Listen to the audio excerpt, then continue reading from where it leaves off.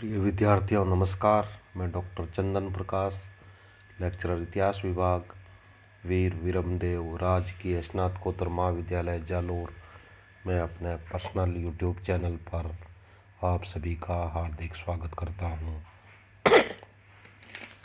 प्रिय विद्यार्थियों, आज हम बीए पार्ट 3 पेपर फर्स्ट के अंतर्गत सामाजिक सुधार के बारे में अध्ययन करेंगे।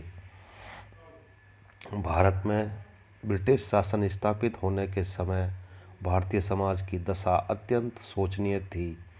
इसमें सती प्रथा,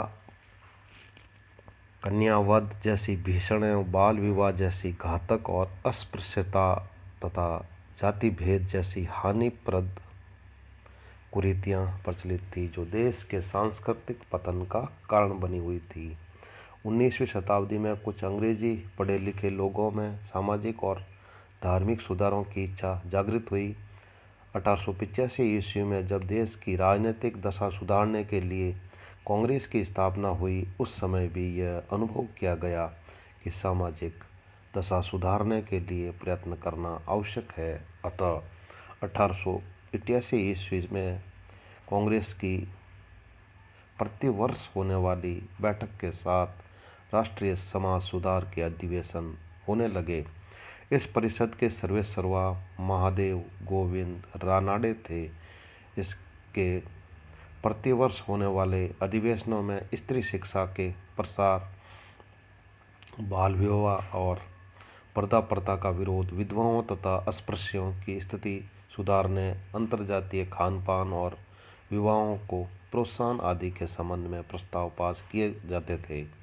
1890 में सामाजिक सुधारों का प्रबल समर्थक इंडियन सोशल रिफॉर्मर नामक साप्ताहिक समाचार पत्र निकला।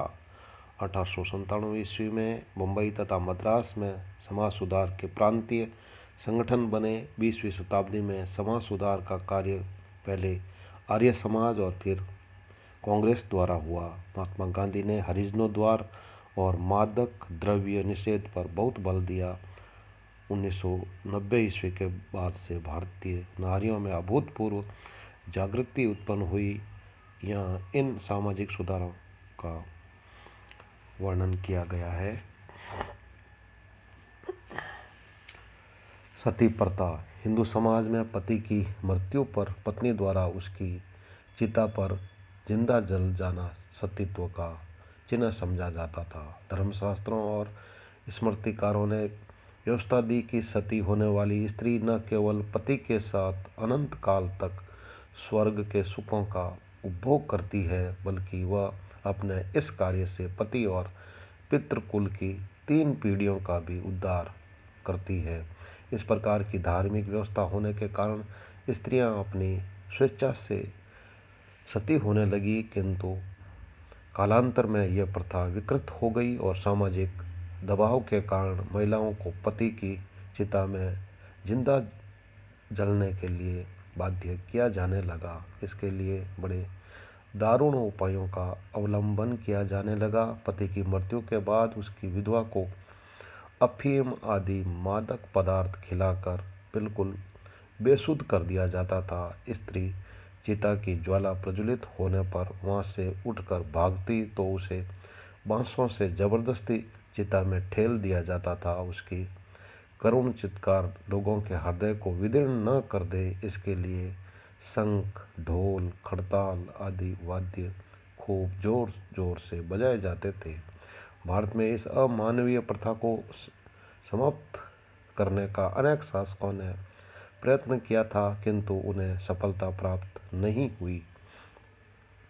बंगाल में ब्रिटिश शासन स्थापित होने के बाद प्राय सभी गवर्नर जनरल सती प्रथा के विरुद्ध थे, किंतु वे इस धार्मिक मामले में हस्तक्षेप नहीं करना चाहते थे।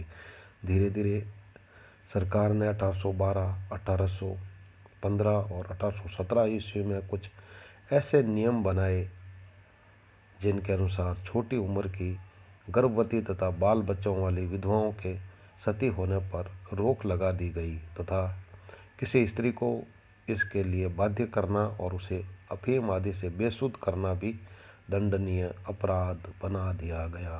राजा राम मोहन राय ने अपनी भाभी को जबरदस्ती सती किए जाने का दारुण दृश्य देखकर इस प्रथा के घोर विरोधी हो गई। उन्होंने कहा कि शास्त्रों के अनुसार यह नारी हत्या है और इसका अंत होना चाहिए। अंत में गवर्नर जनरल लॉर्ड बेंटिंग ने दिसंबर 1829 को एक अधिनियम पारित कर सती प्रथा को अवैध और दंडनीय अपराध बना दिया। बंगाल के कुछ कट्टरपंथियों ने बेंटिंग के अधिनियम का विरोध किया तथा उन्होंने लंदन में प्रिवी काउंसिल में इस अधिनियम को चुनौती दी। उन्होंने ब्रिटिश सम्राट को भी एक याचिका प्रस्तुत की, किंतु राजा राम मोहन राय और द्वारिकानाथ टैगोर ने सरकारी कार्रवाई का समर्थन करते हुए पत्र लिखे, जिनसे उन कट्टरपंथियों का पक्ष कमजोर हो गया। बंगाल में सती प्रथा पूर्णतः बंद हो गई। 1830 ईस्वी में यह अधिनियम मद्रास तथा बम्बई प्रेसिडेंसियों में भी लागू कर दिया गया। धीरे धीरे 1862 तक संपूर्ण भारत में सती प्रथा को गैर कानूनी तथा दंडनीय अपराध घोषित कर दिया गया।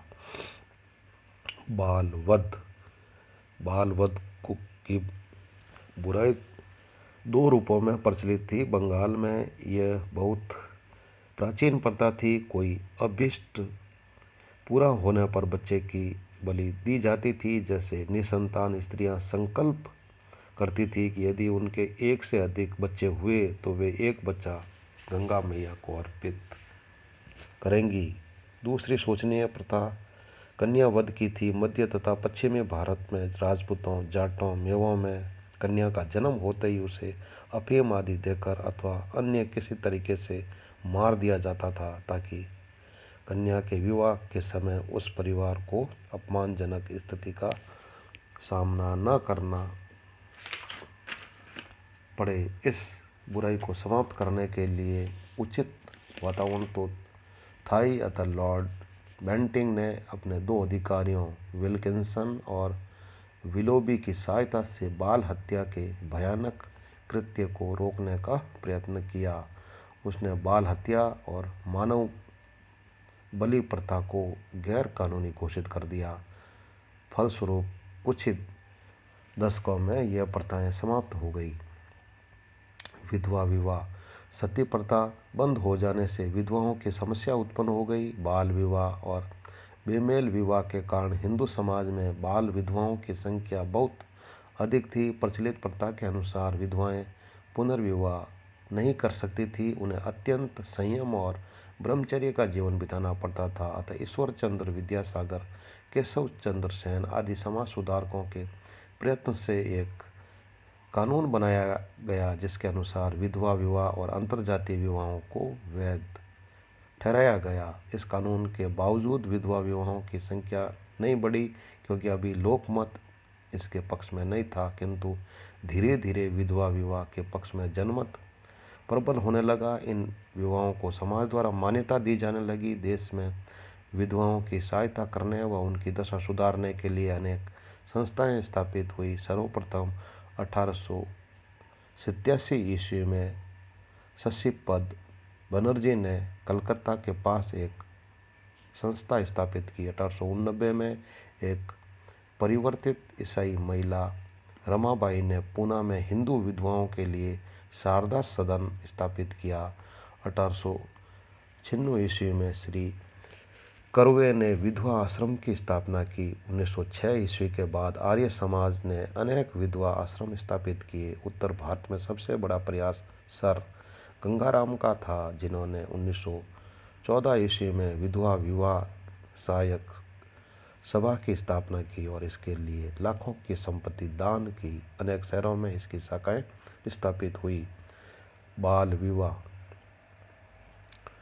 मध्य युग में बाल विवाह की बुराई अपनी चरम सीमा पर पहुंच गई थी। ऐसे अनेक उदाहरण मिलते हैं जिनमें दूध पीते तथा गर्भस्थ शिशुओं की शादी कर दी जाती थी। ब्रह्म समाज, आर्य समाज तथा एक पारसी पत्रकार बहराम जी मालाबारी ने समाज का ध्यान इस बुराई की ओर आकर्षित किया।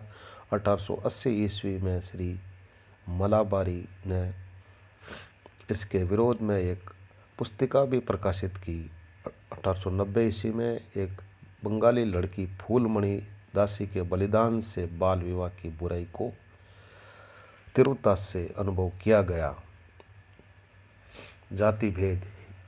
हिंदू जाति लगभग 3000 ऐसे वर्गों में विभक्त है जिनका खान पान और विवाह अपने ही वर्गों तक सीमित है। ब्रिटिश शासन के प्रारंभिक काल में जाति भेद की व्यवस्था बड़ी कठोर थी, यहाँ तक कि विदेशियों के संपर्क से दूषित होने के भय से विदेश या समुद्र यात्रा भी नहीं कर सकता था। इस संबंध में कोई कानून बनाया जाना भी संभव नहीं था।